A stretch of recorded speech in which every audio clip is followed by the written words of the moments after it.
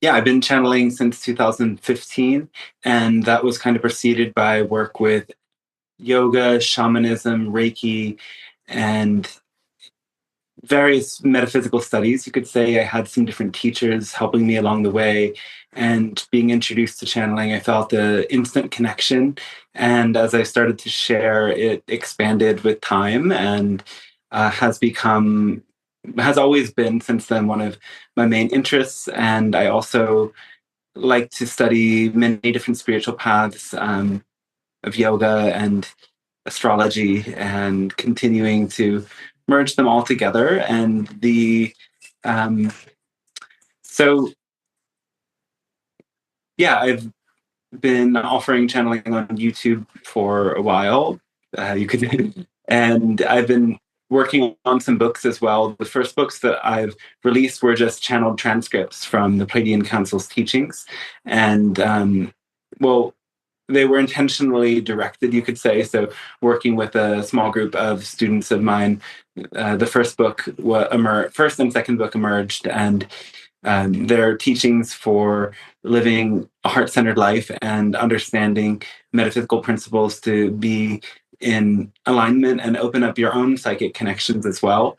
One of the books is very focused on uh, your own sort of healing gifts and awakening your empowerment and connecting with your own sense of value. So it's sort of like teachings for our new times on how to integrate that idea of abundance. And I'm still working on actually re-releasing that, with just kind of trimming it down, because I've personally have found that the channeling comes with a lot of information that when it's in the book, it feels a little bit more flowery and it could be more concise.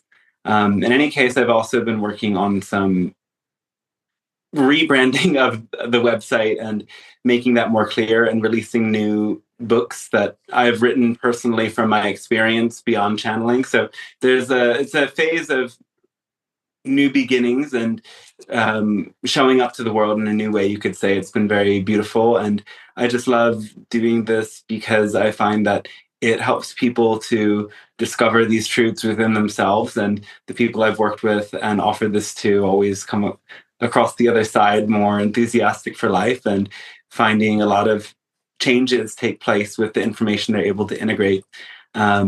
So yeah, I don't know if that was a good summary of me for That now. is a good summary, but I know there's a lot more. But Totally. Yeah. that is a good summary. Yeah, You he's are in also Mexico. resurrecting some of his old stuff, right? With your book that I just posted in there, I Am Made of Chalk. Oh yeah, yeah. So I didn't, because I wrote an autobiography, I was like really giving the chronology of all of my spiritual seeking and kind of what I've learned. I think part of the intention is that was also to help people learn some of the lessons that I learned a shorter way, to get there without some of the burden. And I think that's what we all do on our paths, is that we find particular lessons that are for us, but they're also for the people in our lives, so that we can say, oh, okay, like this was, I learned this the hard way, so you don't have to. And there's a lot of that in the book, but it also made me look back at my whole journey. And I went to think of how, when I was in the university and college, I was taking creative writing classes and also some classes on mysticism, as I thought about doing this religion minor for a second. And those classes together kind of made me think that maybe there's a better way than learning about creativity and spirituality than sitting in the ivory towers, and all of that. And I wanted to have a very experiential path. But I think the writing I did back then felt very resonant now, because it's sort of about, at least the main short story is about this kind of digital era where people are lost in in this book it's called hypervision. So it's like an artificial reality, right? And I think we lose a lot of our capacity to dream because we live often behind the dream box. And why I wanted to release it was because it felt like something that I was tapping into back then came to be the reality with our smartphone era. In any case. Very much. so. And you are a brilliant man outside of the channeling. And when you channel, the channeling that comes through you is amazing. So I want to say something quickly. You are in Mexico. How often do you come back to the States, and where you usually hang when you come to the States? Yeah, I was born in Pennsylvania, and I visit my family. I intend to visit them once a year at this time. Before, at times, it might have been less often because of just where my life was sending me. But I've also lived or spent a significant amount of time, at least, in Portland, and visited Seattle a lot when I'm in the Pacific Northwest and kind of around that area. So I have many connections there. And to some extent around like Asheville, North Carolina. But yeah, I've done some significant exploring in the States too. So it's a beautiful country, so much energy, people all over are tuned in.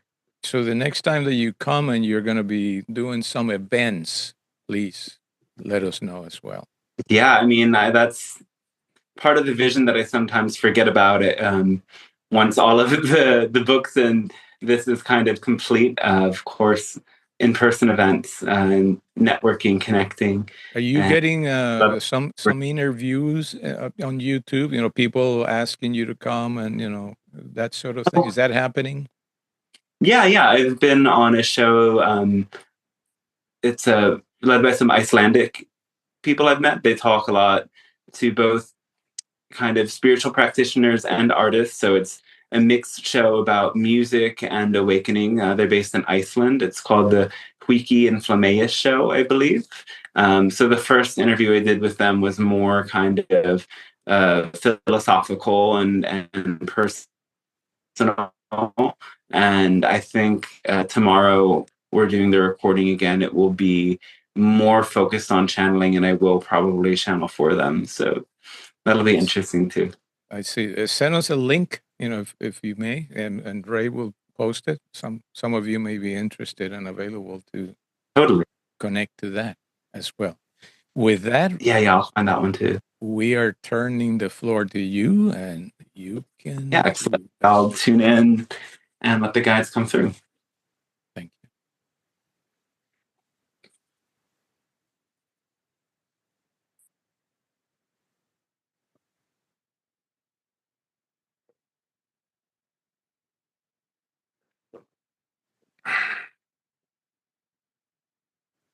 Hello, when we say a fantastic day to all of you, we are the Pleiadian Council. We speak on behalf of a galactic alliance of guides supporting your planet in this process, spiritual evolution.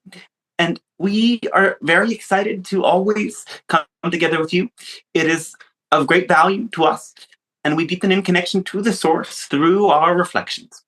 Now, we are happy to come and answer your questions. And first, we share a brief message, and that is that you are all open channels.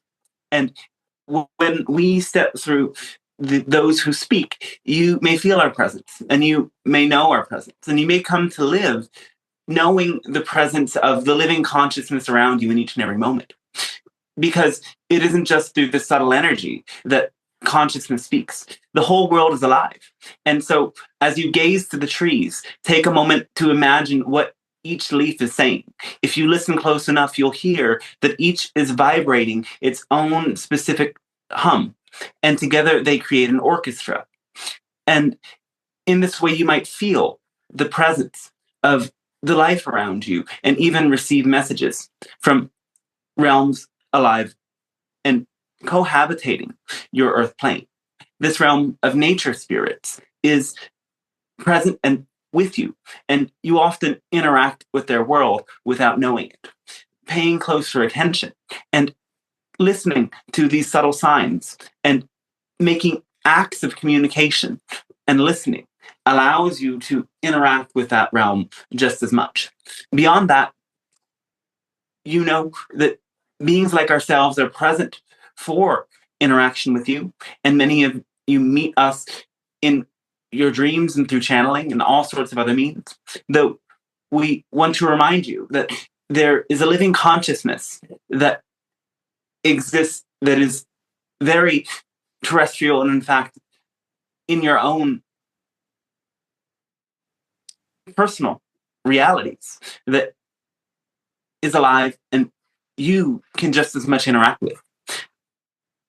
It may be called the archetypal plane of stories, of types of energy and personality that express across cultures of your world.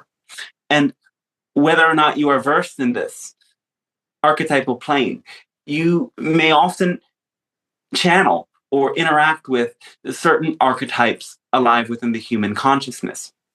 And sometimes you may project these stories onto other people in your lives, or you might see that there is an underlying current that shows that person aligns with that particular archetype. This projection is something that can become a helpful tool, as it allows you to start to recognize patterns. You start to see recurring phenomena. You notice that when a certain storyline or path arises, it is met with the same types of qualities. One way to interpret this is through lenses like astrology, where all of the planets define aspects of life.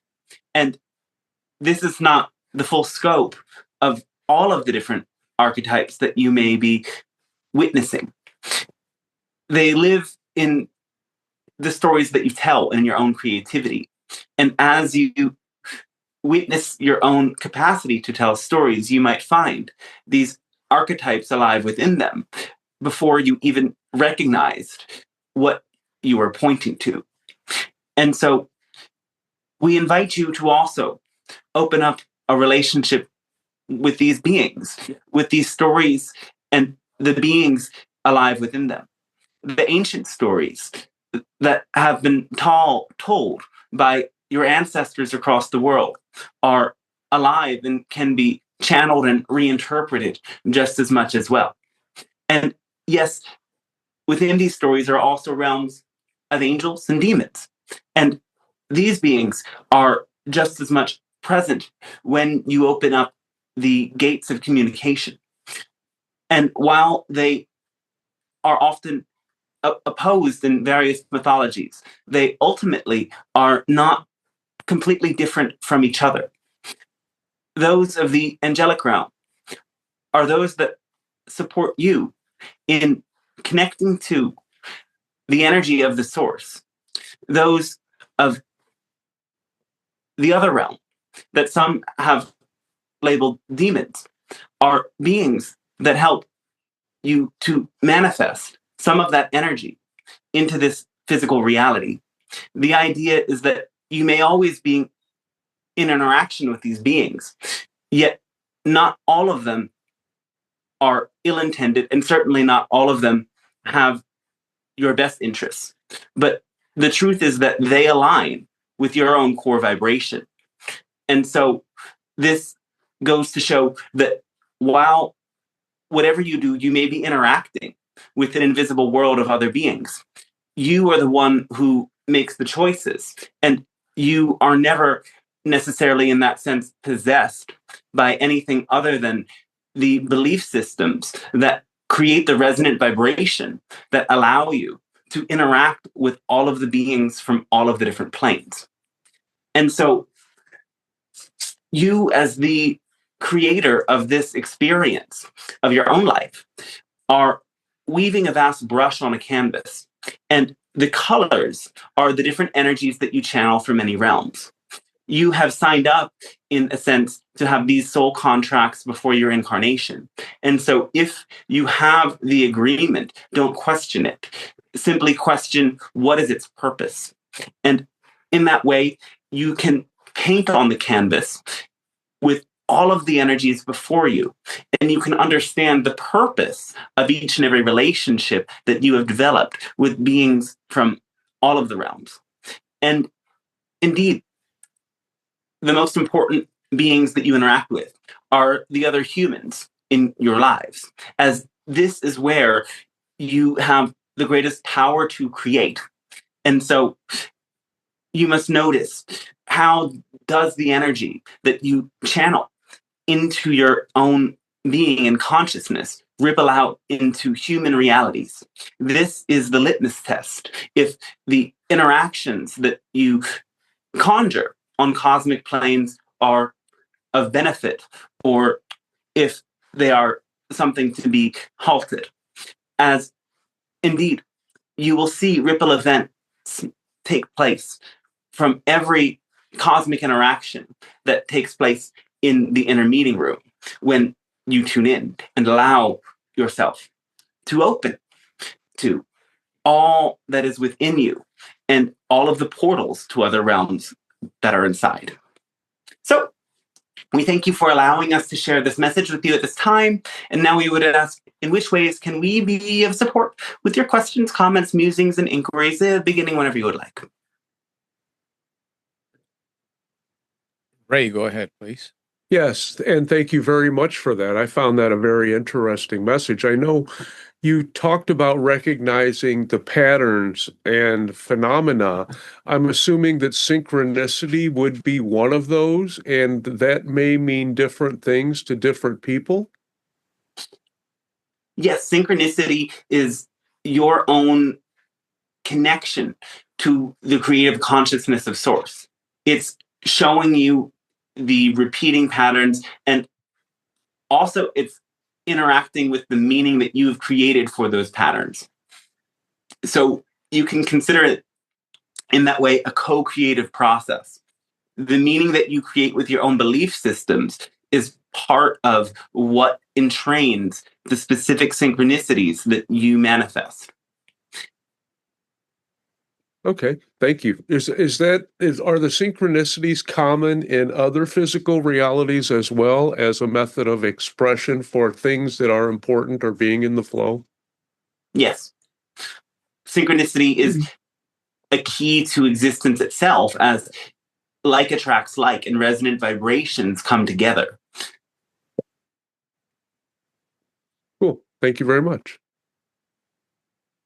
And so we would say also about synchronicity, see it as an experiment. And note that what matters most is the coincidence, literally, coincidence.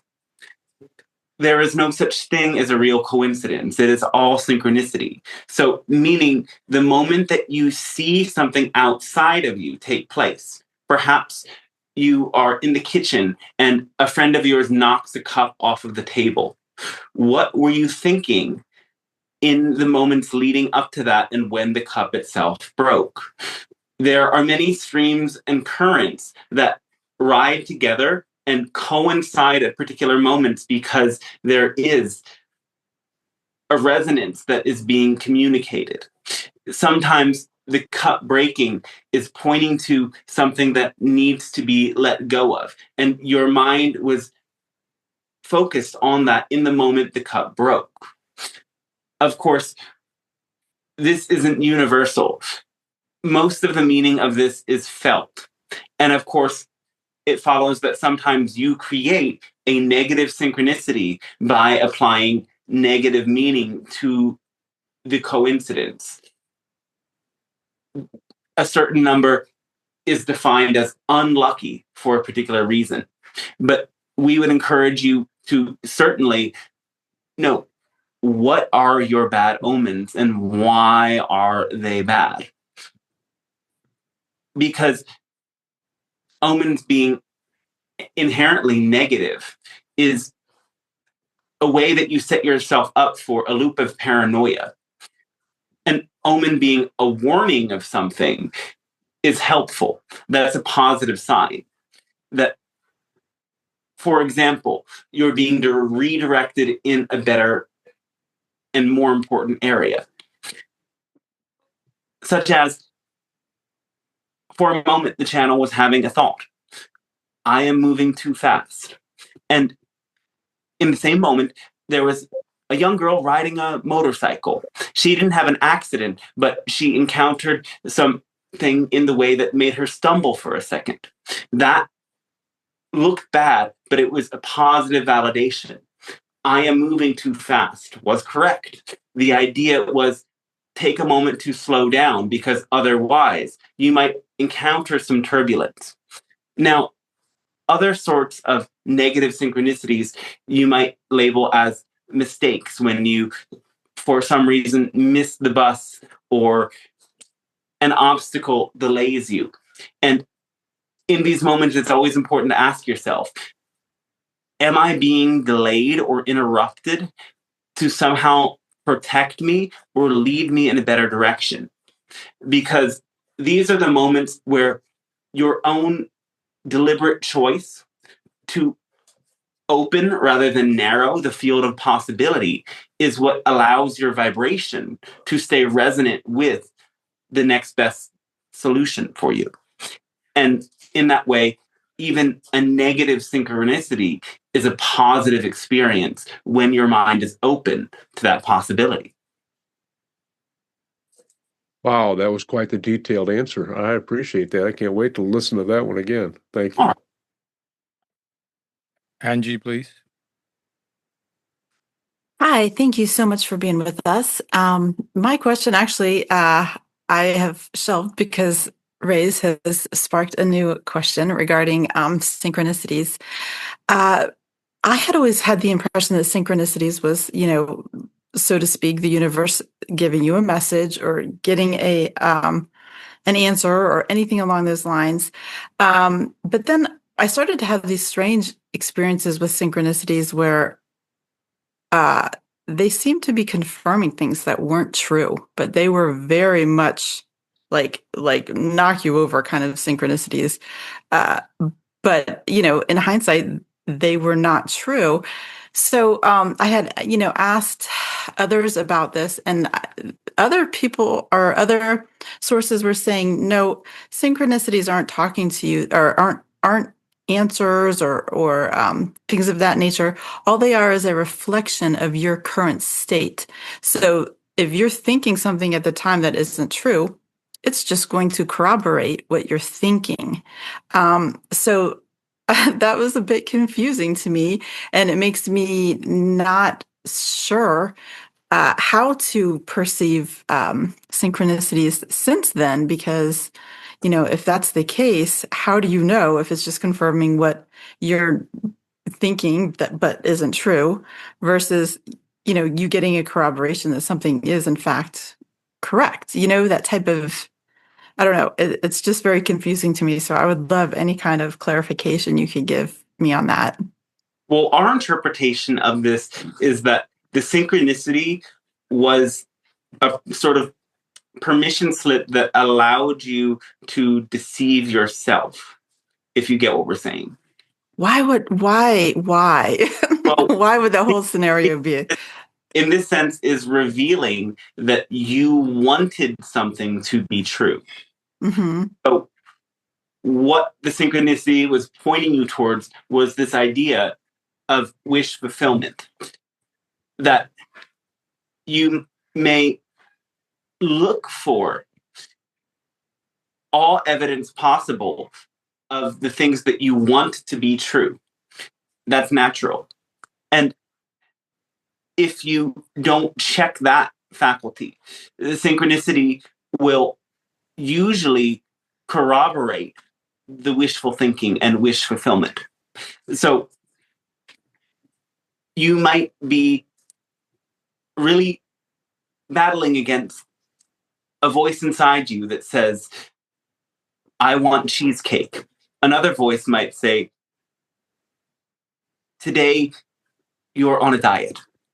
And all of a sudden, the TV is starting to blare a commercial about cheesecake. If you are operating under wish fulfillment, that becomes the sign that cheesecake is what you need. But if you question, why is this my vibration right now? You get to see that the universe is just asking you to look closer in the mirror to your own internal conflict between wanting cheesecake versus not wanting cheesecake. Well, in my situation, though, it was actually the opposite, because information was brought to me that just kind of like was like, are you kidding me? No way. I don't that there's no way that's true, and there's no way that I am even trying to believe that that's true. That's ridiculous nonsense, right? That's where I was, and I'm like, I don't even want that to be true, and yet I was getting hammered with these synchronicities confirming that it was true, which is what's really actually sent me into a really messed up place, because I was like, there's no way this could be true. I don't want this to be true. How can this be true? And I was just getting constant bombarding that it was true. And then so when I look back, I'm like, gosh darn, this whole time my intuition was telling me it wasn't true. And yet all these massive, what felt like cosmic synchronicities were just pummeling with me saying it was true. It just felt like such a crazy deception. That it was true, does that mean you were reading that it was true somewhere, that somebody was telling you that it was true, or that you were getting new information intuitively that said it was true? Well, the synchronicities were like, they were just like, in my mind, there's no way it could be perceived as anything other than, yes, this is true. Can you give us the specifics of the situation? Well, like, for example, the information that came to me was a being in a different realm came to me saying explaining a connection they had to me, and I was like, "There's no way I'm connected to this being." No, and then of course, we were looking into it because a friend of mine and myself, because she was having a very similar situation. And, we were looking into this being more, and we were seeing who their counterpart was in history, thus archetype and such. And so I was like, okay, so in theory, this means I'm their counterpart. This person back in history, no, that's ridiculous too. That's silly. But as soon like a day or two after that, a webinar came out on YouTube about that archetype female. And her webinar, all about her, was on my birthday. And not only was it on my birthday, but she was perceived in a way I've never seen her perceived before. And that was with these butterfly type of wings, which were the exact same butterfly wings I had just had on me in a dream, not hardly any time before that. So it was like, okay, it's on my birthday. She's on my birthday. She's looking exactly like I was. This person has never been portrayed with wings before, ever, that I've ever seen. And yet in this webinar, was a deception. So that's like saying, okay, yeah, you're connected to this archetype, or whoever this woman, female was, that was connected to this other being that came to you that said he was your counterpart type of stuff. So I'm like, that feels like blatant deception. I would never have even considered that until, but I kept getting stuff on that level. And so, why do you suppose that this information is not true? Because it just because it's just because it's there's just been a lot since then, and it's clear that people that humans work with archetypes in their psyche. You know what I mean? It's very common across the planet that people are always dealing with archetypes, right? It's not because it's a deal with them type of thing. So I to this day, I still don't understand what all of that was. So I can't explain to you one way or another. I don't understand the lesson, the message. It just felt like completely led me in the wrong direction. It was precognitive. You were able to tap into what was to come. And there were enough probabilities aligned that you would see this movie the moment it came out, that your own subconscious conjured a path there. And all of that is, in a sense, a soul connection you have to this being. And so while you might not see it as a literal sort of reincarnation, because that's not often how it works, there is a connection. And sometimes, because you might still be interpreting the information that you perceive through your own belief systems, you might misinterpret your connections initially. You might not necessarily fully understand your connection between one and another incarnation until you give it more time. So you don't see it as me being led down an impression that was completely incorrect. No. How could you be? Because you again accurately tuned into what was coming. And it's common for things like this to stay unclear for years beyond. Well, the issue is that you are trying to give it a definitive meaning, but it is meant to be left a little bit mysterious. It arose from mystery and it ends in mystery.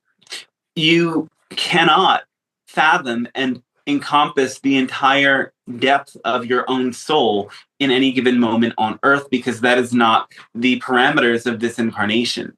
You are only ever meant to get a small drip of what can flow through the cosmic fountain, because your own human perception cannot fathom all of it at once. And so the way that your soul's connections are revealed is mysterious. And you can understand that there is a connection with a path, with an archetype, with a particular flavor of consciousness and theme for you. Some call this your soul theme, and that can be revealed, but you don't necessarily need all of the details or to understand all of the ins and outs of your other lifetimes, because after all, they are meant to be other lifetimes. You again can only cognitively hold all of the information from this lifetime, and the information that's truly relevant and serves your spiritual mission from other lifetimes gets downloaded from the cloud. Think of it this way. You are a device that only has 200 gigabytes, and your full cloud of soul information is 20,000 terabytes. So obviously, most of that information has to be left on the cloud. And the information that you download fits and is received for a particular reason. The reason won't always be clear, but your contemplation of it and your trust that it was shared for a reason allows you to keep putting the pieces of the puzzle together in a clear way over time.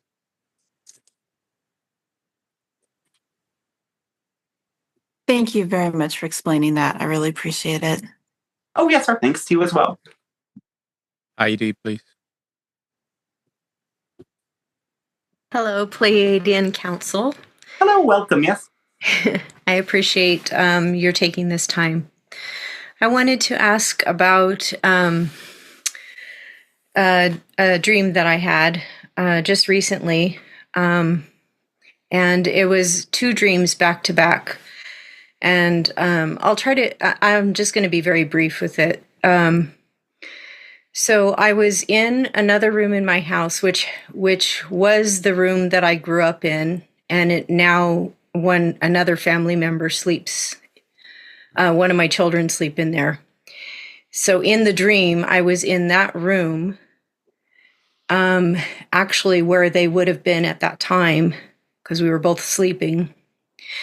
And there was it was kind of like a stuffed tiger that was at the foot of the bed that should not have been animated, but its eyes started moving and its eyes looked in the direction of where I was actually sleeping in real life. And in the dream, it scared me, so I woke myself up screaming, which is always entertaining for the family members. But I feel like it was me just screaming enough to wake myself up. So I woke up, and then my next memory, because you never remember when you go back to sleep, my next memory was the next dream in which I approached a woman, and I spoke to her in light language, and I asked her to give me to bless me. And she understood my light language, which surprised me in the dream. And then she said a very short blessing to me, because I remember thinking that was very short. I was expecting, I don't know, a long blessing.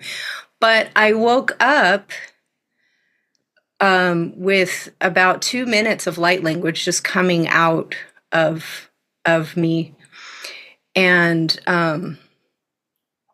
I was just, so my feeling on this is, I feel like what needed to happen happened, and so I'm fine.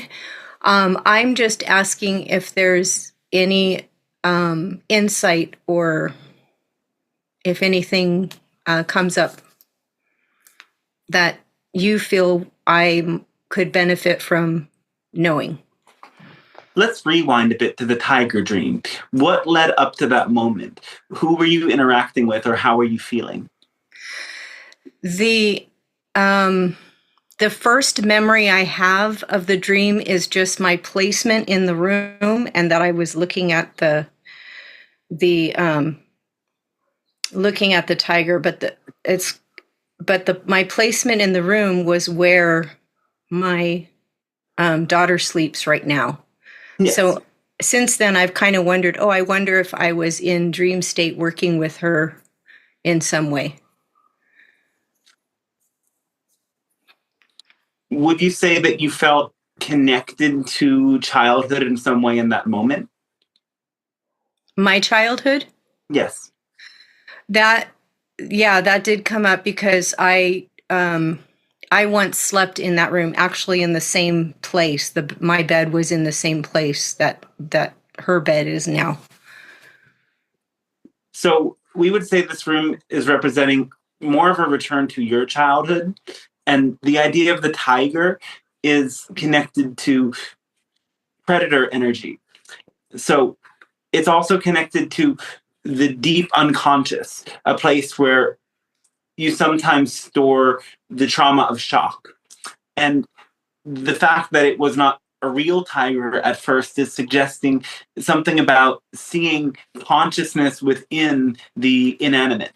And so you may be having a moment of awakening and recognition to the fact that spaces also have energies and vibrations. And physical matter around you is just as much made of spirit.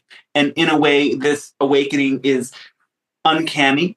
And it also opens up some moment of unprocessed shock that might draw some attention. So this waking up with a scream was your body's way of releasing and alleviating some of the shock that might still be stored. So it could be interesting and helpful to do something like gentle trauma release exercises, where you allow simple positions of your legs, like a sort of yoga, to move you towards a state of shaking and natural release. And also connect with that subconscious realm and enter into dream states more. And regarding the blessing, yes, you are coming to recognize the real transmission that takes place through channeling, through light language, and that it is a tool to help you navigate these astral planes, which work through direct intention and surpass linguistic communications. And so this dream was revealing that to work into this realm of subconscious, you need to rely less on language and more on that direct focused intention, and that the blessing is instantaneous, but it's not always elaborate. Sometimes you will know that you receive something from doing this work, but what you receive might be revealed with time. It's not always fireworks, but that doesn't mean it's not real. Okay, that does make sense about the predator energy, because I had a dream experience younger where what's that called when you wake up but you can't move? Sleep paralysis? Yeah, that I've only had one sleep paralysis in my life, and it was there. So maybe I'm associating. it isn't necessarily that the sleep paralysis was the initial trauma. It might have been some other sort of moment. So Okay. don't jump to meaning, but connect with that deeper inner body. To connect here, it's helpful to do different experiences like shamanic journey and guided meditation, where you actively enter the dream realm while not falling asleep. Yoga Nidra is another option. Follow what works for you, or a guided regression sort of therapy. Allowing yourself to enter this state can be a way that you naturally reveal more of what's in those subconscious layers. And yes, listening to your body more and letting the tension shake out, and not forcing your body, but learning how to move with your body as it has wisdom and energies that want to move through you. Wonderful. Thank you so much. I will do this. Thank you. Thanks to you Anita? as well. Anita? Thank you so much, Pleiadian Council, for this interaction. Oh, yes, thank you. You talked in the beginning about the archetypal plane. Yes. Could you explain more about how we can interact with that? Yes. For whenever you go into a guided meditation or an inner vision, you start to interact with different beings and energies. Whenever your imagination gets active, you are interacting perhaps with your own inner cosmology. You might be interacting with spirit guides. You might be interacting with archetypes. The idea is to let the journey play out and let the communications play out. You also come to discover the archetypal plane through the way that you understand mythologies and stories, and even watch films and shows. If you notice patterns in characters, you will start to see archetypes present themselves. There are heroes, there are villains, there are damsels in distress, there are sacred masculines and feminines of all different sorts. There are those in between. There are hunters, there are predators, there are tricksters of many different kinds. And these patterns repeat themselves. Each character has particular motivations, identities, strengths, and weaknesses. And subconsciously, you often attempt to marry yourself to an archetype without realizing it through the internalized stories that you take in from those you value and bond with. And this exploration allows you to see which forces are alive within you and how they serve you and how they might also limit you. Very good. Thank you. Thank you so much for that explanation. Yes. So you mentioned earlier hypervision, and it turns out a number of the questions have kind of drifted in that direction. Yes. In my estimation. So the question, I'd like to go a little deeper into that.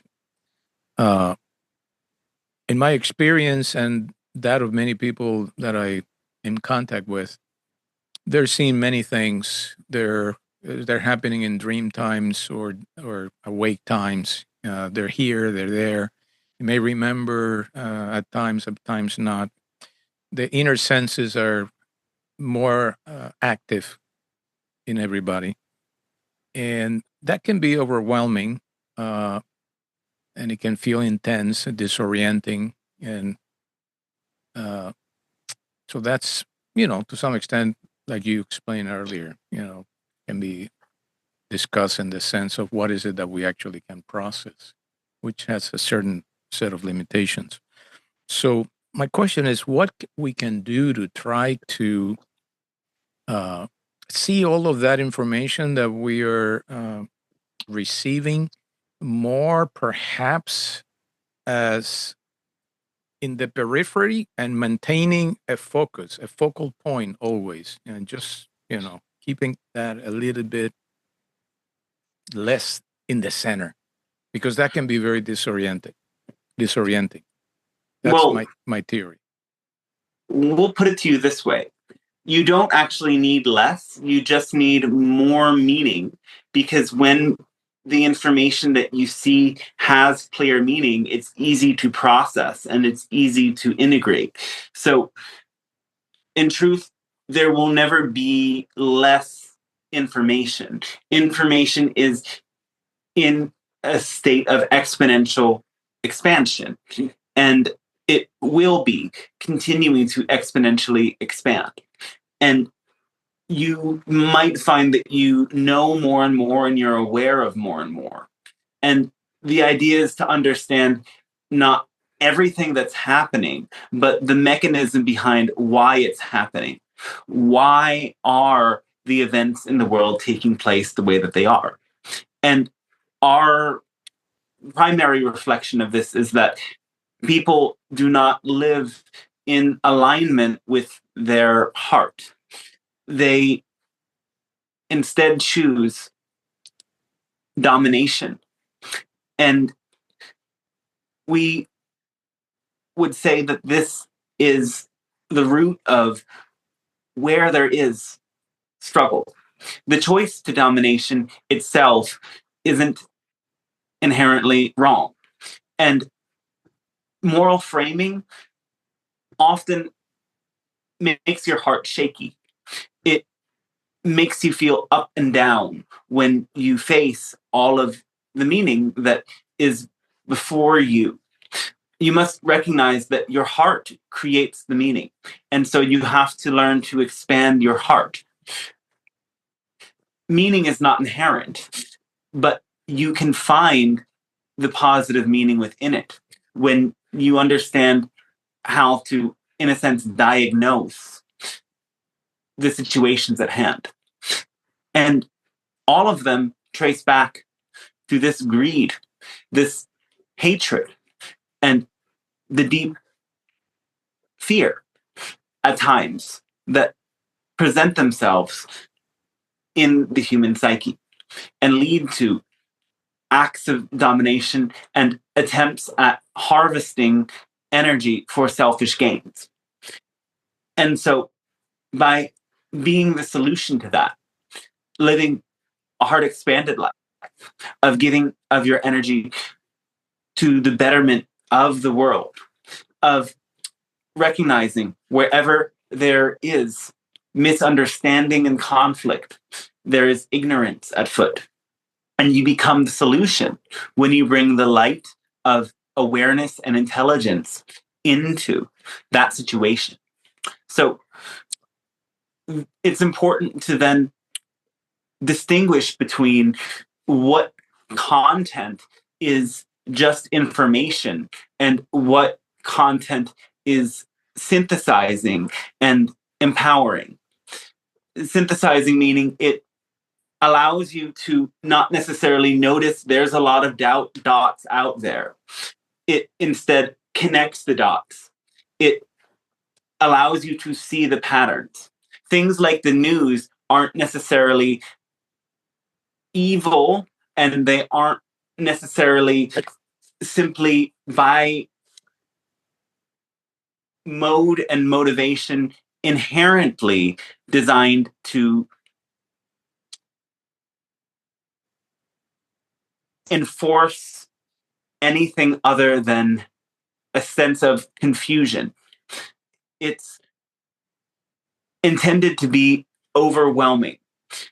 It is problem oriented and fast. It presents to you that there are many things to be alarmed about and keeps you hooked because it doesn't necessarily give you the punchline, the underlying causation, or the solution. And that is why it tends to be the sort of content that leads to confusion, tension, and fear. It isn't necessarily that you're being exposed to bad vibrations because you're learning about terrible things that are happening. Those terrible things are being framed in a way that you're not being given any meaning or agency. So instead, find the commentators, you could say, that resonate with you. Find those who can help you see that this thing taking place in the world is an archetypal level of disturbance and distortion. The same pattern plays out here and here and there. And it empowers you to recognize I can be the solution to this in my own way by knowing what that underlying pattern is and finding the way to remedy it in my very being and in my day-to-day choices and actions. Thank you. A lot to think about. Appreciate it. Yes. Ray. And thank you once again, Pleiadian Council, for coming through with all of these wonderful details, exceeding our expectations. Earlier, you said that the ancient stories which have been told throughout the world for centuries, that we can access those. Would we do so just by tapping into the energy of that particular story, or by the individuals who might be telling the stories? You can do that in both ways. You can even, for example, test your intuition by perhaps you encounter the image of a deity and you meditate upon the image and meet it in your own inner chambers, and then feel the quality of energy as you interact with that being. Then read stories about the being and see how much did you pick up at first glance. In this way, you're giving yourself intuitive training. You're seeing how precognitive you can be and how much of the underlying frequency presents itself to you before you read. And it's okay in the sense to be wrong sometimes. And it is helpful to note when your intuition was off, because all of these moments help you refine that ability and see hidden chambers. Cool. Thank you. Yep, there are no limits other than what we believe. So that's a great answer. Thank you. Angie, please. Hi. Okay. So now I have a question about something else you briefly mentioned in your initial monologue, and that was about angels and demons. And in the spiritual community, I've noticed that there are varying perceptions about angels and demons. Some believe that there really are no, negative forces, that they're just aspects of us that we need to integrate. Others believe that there absolutely are entities or whatever you want to call them, angels, demons, that are separate from us on some level. Obviously, we all are one, yes, but when you're thinking of it on the other plane of things, and so my question is, what are your thoughts on that when it comes to the people who do not acknowledge that there are entities out there that do not have our best interests in mind? Obviously, some are neutral and some aren't the way we're perceiving them to be in the sense of negativity, but some are. And I ask that because it seems like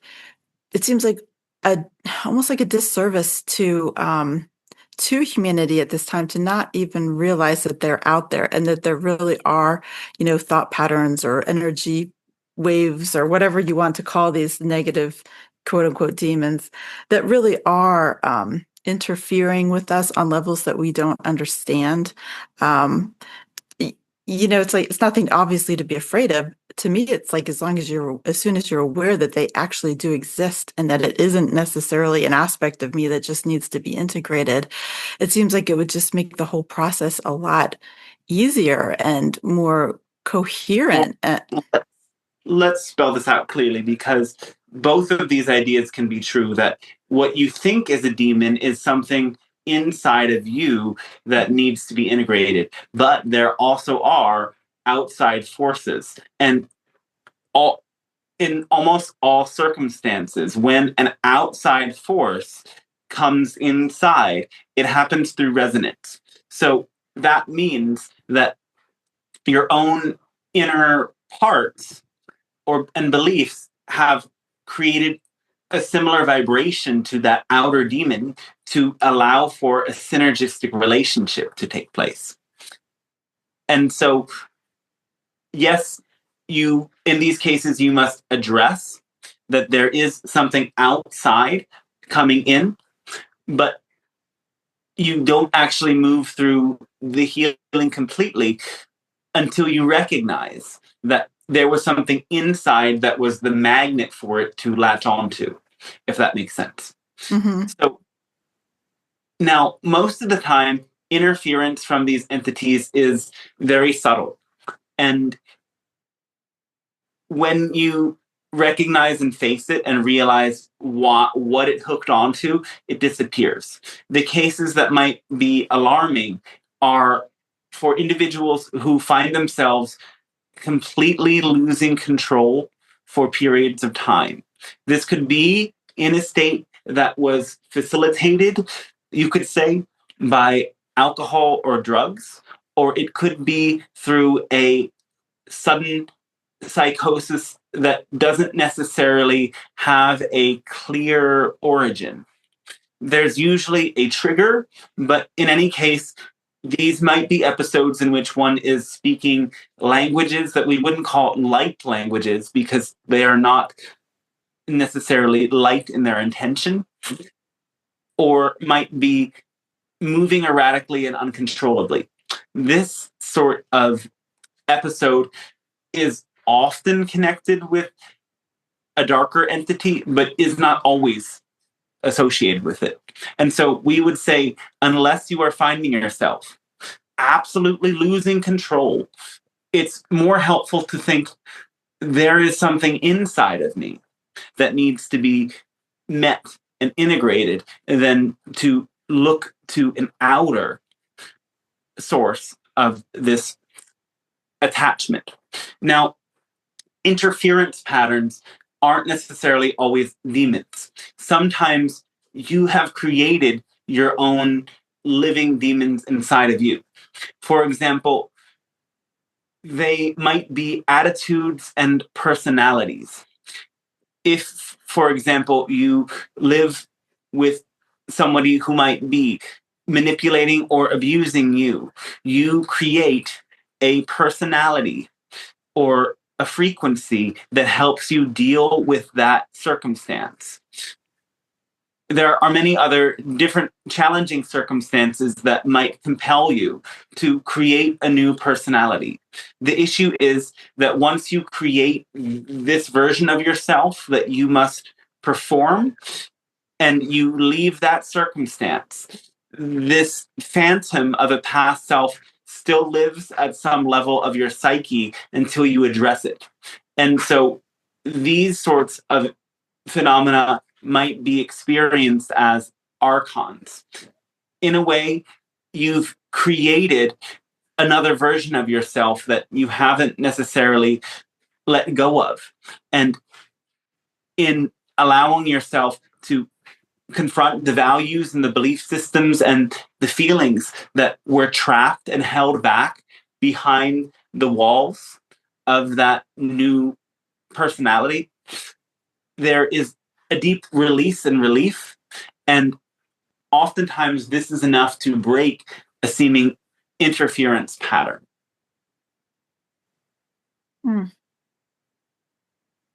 Okay. Thank you. Does that clarify things a bit? I guess so. Thank you. Yes. And now we will say that there are also various beings out there that work with a sort of dark magic, though there are levels to this as well. And you could say that the world governments and secret societies have mastered this as well. And the way that this is expressed most clearly isn't necessarily through angels and demons and magical spells, but is with language itself. As magic has to be communicated with language and symbol. And so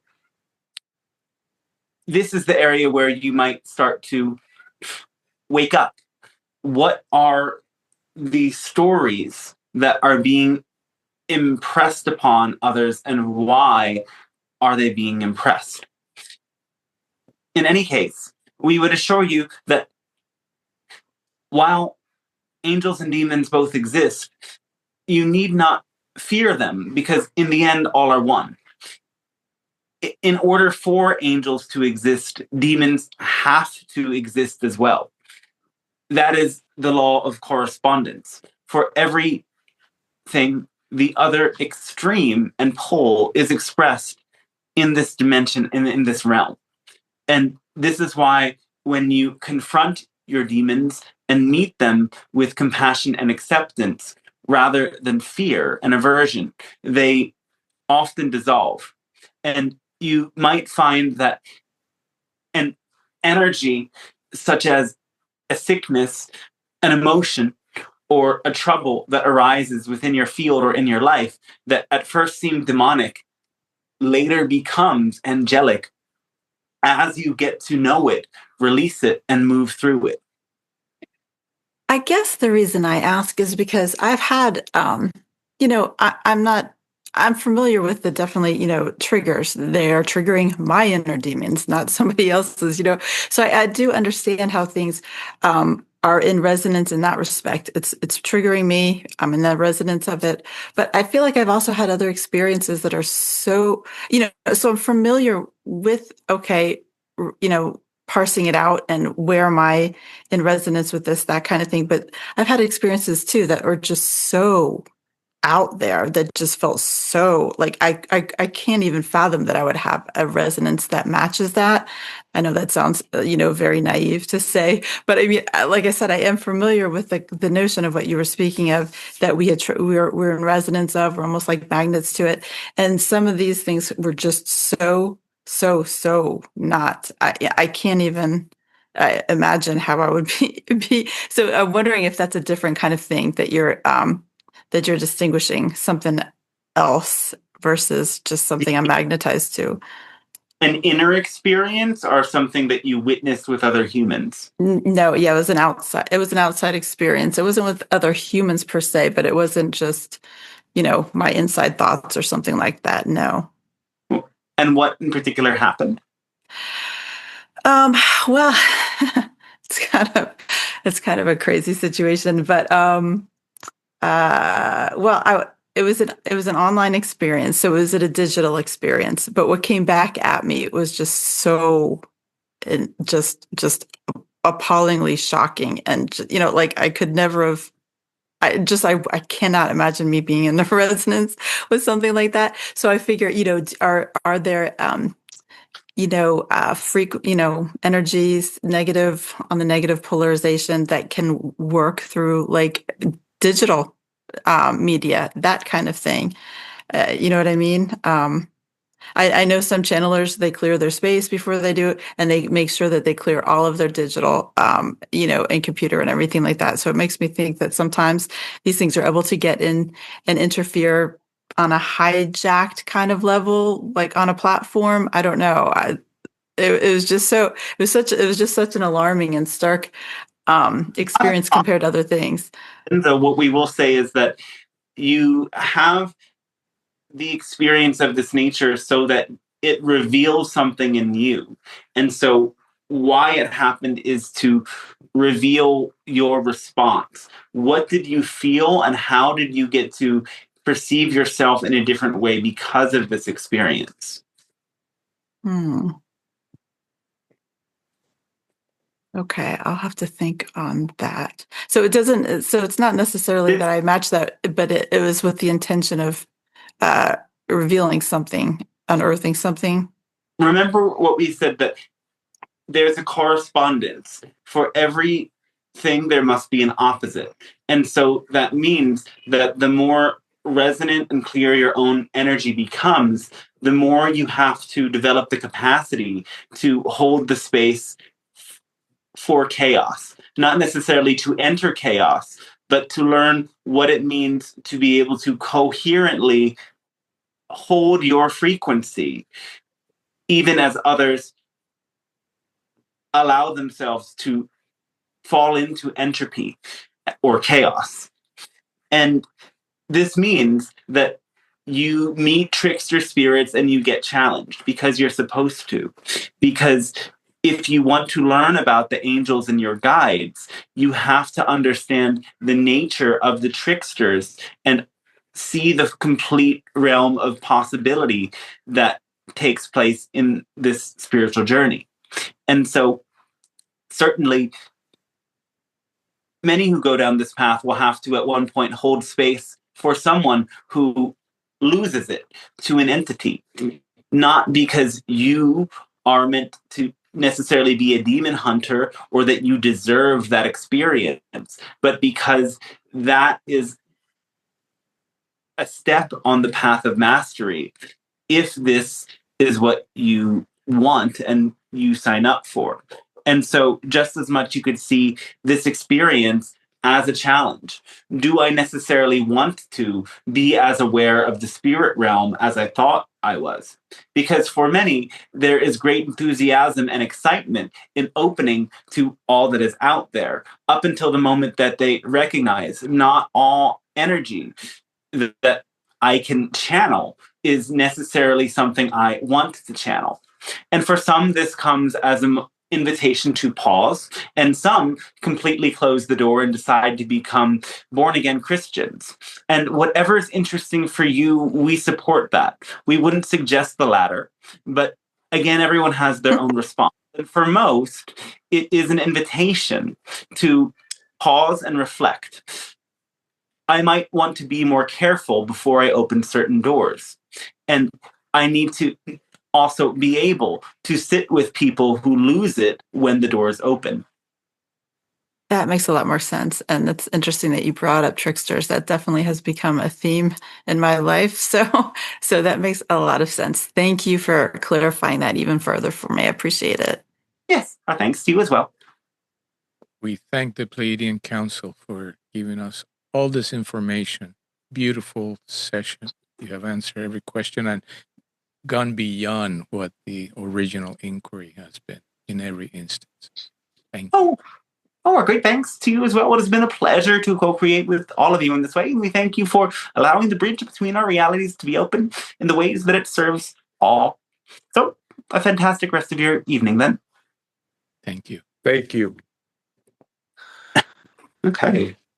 Thank you, Dante. That Well was done. beautiful. More Another than well fabulous session. there were a couple of things in there that we could have continued trying to dig into it, but for the next time.